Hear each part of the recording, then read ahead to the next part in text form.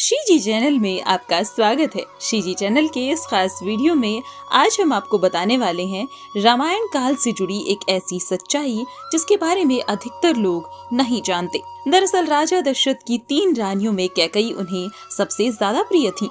उन्होंने ही राजा दशरथ से भगवान राम के लिए 14 वर्षों का वनवास भी मांगा था। यही कारण है कि लोगों ने कैकई को नकारात्मक रूप में सदैव देखा है। लेकिन कैकई के द्वारा राजा दशरथ से भगवान राम के वनवास का वरदान मांगने के पीछे कारण क्या था?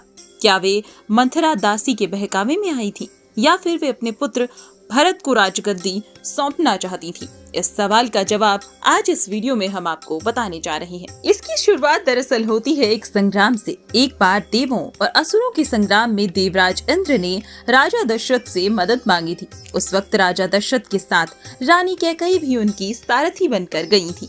युद्ध भूमि में रानी कैकई ने राजा दशरथ के प्राणों की रक्षा इस दौरान की थी, जिससे खुश होकर राजा दशरथ ने कैकई से 2 वरदान मांगने के लिए कहा था। लेकिन कैकई ने कहा कि वे समय आने पर ये वरदान मांगेंगी। आगे चलकर कैकई ने अपने दोनों वरदान दशरथ से मांगे, जिसमें एक श्री राम के वनवास से जुड़ा था तो दूसरा उनके पुत्र भरत को गद्दी पर बैठाने से।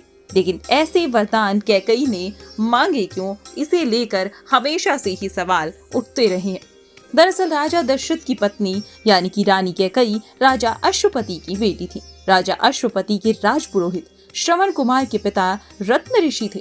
कैकई को वेद शास्त्रों की शिक्षा रत्न ऋषि ने ही दी थी।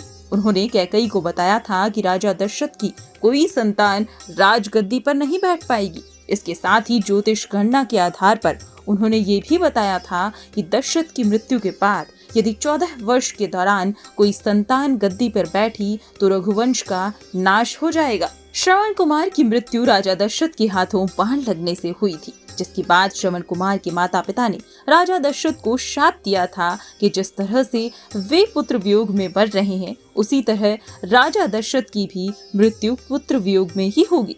कैकई को इसके बारे में पता था। राम दशरथ के सबसे बड़े बेटे थे और दशरथ को सबसे ज्यादा प्रिय थे। राजा दशरथ की मृत्यु पुत्र वियोग में होने का मतलब था कि राम की मृत्यु।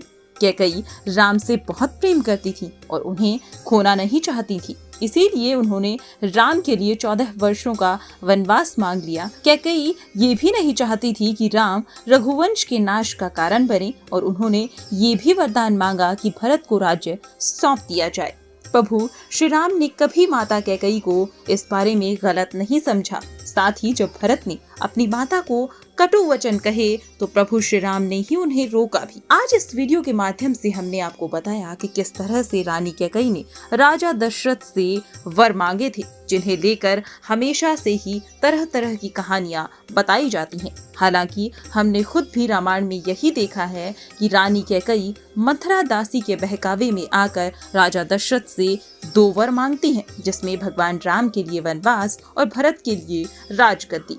इस वीडियो के माध्यम से ये तमाम जानकारियां हमने आप तक पहुंचाई।